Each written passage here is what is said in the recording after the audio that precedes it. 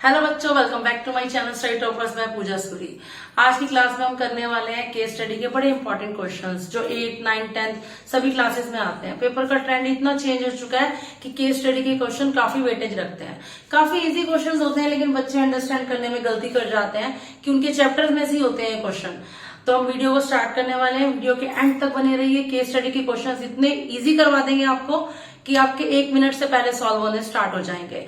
तो अगर आपको चैनल पे हमारी वीडियोस अच्छी लगे तो उसको लाइक, सब्सक्राइब और शेयर ज्यादा से ज्यादा करना। तो अब स्टार्ट करते हैं अपना क्वेश्चन। तो इसमें हमें दे रखा है इस केस स्टडी में कि एक रश्मि है, लड़की। Rashmi was making a toy butterfly. एक बटरफ्लाई बना रही है, टॉय बटरफ्लाई विथ स्टिक्स। उसके पास स्टिक्स है, एक AB स्टिक है और एक CD स्टिक है।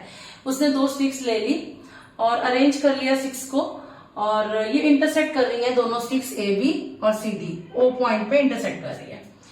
अब हमने यहाँ पर एक थर्ड स्टिक भी ली थी, उसने OP एक स्टिक ली है जो मिडल में लगाई गई है। इन दोनों स्टिक्स को होल्ड करने का काम कर रही है टॉय बटरफ्लाई को। At what angle does Rashmi incline the 2 sticks AB and CD। अब ये जो AB है और ये CD स्टिक्स है, ये दोनों स्टिक्स को उसने किस एंगल पे इंक्लाइन किया है। हमें एंगल्स फाइंड आउट करने हैं। अब बच्चा देखता है इतना लॉन्ग क्वेश्चन है, कंफ्यूज हो जाता है। कंफ्यूज नहीं होना है, बस क्वेश्चन को समझो कि क्या कहना चाह रहा है, क्या पूछ रहा है। उसके बाद क्वेश्चन करना बहुत इजी हो जाता है। हमें सिर्फ एंगल पूछा है रश्मि ने कि किस पे दोनों स्टिक्स को किस एंगल पे इंक्लाइन किया गया। तो हमें एक चीज पता है कि जब भी 2 लाइंस इंटरसेक्ट होती हैं तो जो अपोजिट एंगल्स होते हैं वो इक्वल होते हैं। ये वर्टिकली अपोजिट एंगल्स होते हैं। ये दोनों इक्वल, जैसे 1 और 2, यहाँ पे हमारा 3 और 4, इस तरह से ये इक्वल होते हैं। तो यहाँ पे अगर हमने AB और CD इनके बीच के एंगल्स फाइंड आउट करने हैं, बेसिकली हमें या तो X निकालना है पहले या 4Y निकालना है। तो हम क्या करते हैं, यहाँ पर हमें एक एंगल भी दे रखा है 60 डिग्री का, ये मिसिंग था। हाँ ठीक है। तो हम क्या करते हैं, हमने एक लाइन ले ली AB लाइन के ऊपर हमारा एक 4Y, एक 60 डिग्री, एक Y, 3 चीजें हैं। इन तीनों का सम होता है 180 degree. 4Y plus 60 degree plus Y is equal to 180 degree.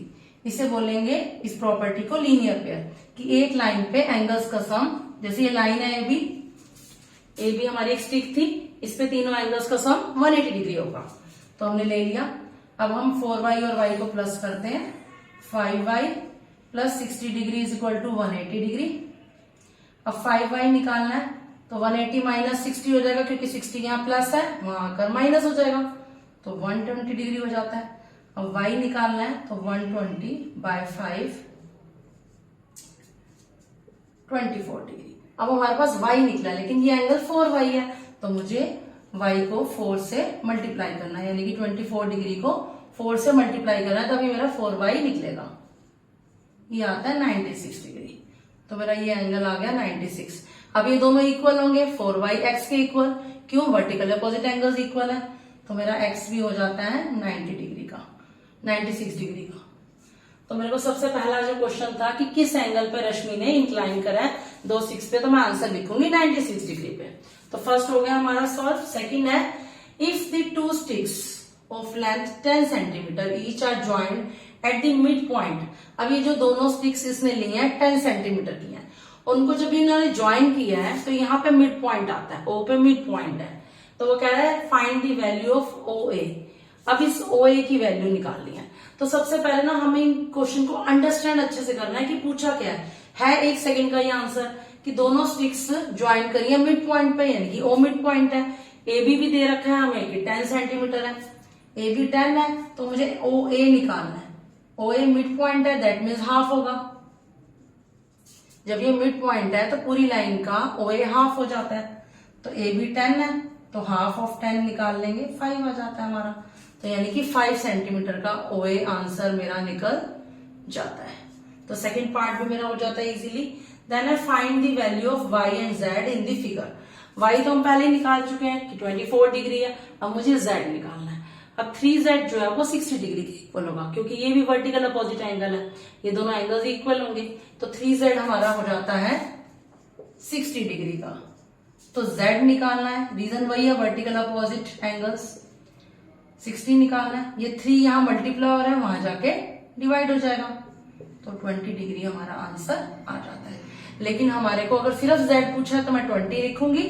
अगर मुझे ये एंगल फाइंड आउट करना है पूरा तो ये 60 डिग्री हो जाएगा, क्योंकि ये 3z है। कितना इजी क्वेश्चन था और मिनटों में हो गया। तो इसी तरह से आपको ये अगर ऐसे और भी क्वेश्चंस आपको केस स्टडी के करवाए जाएंगे।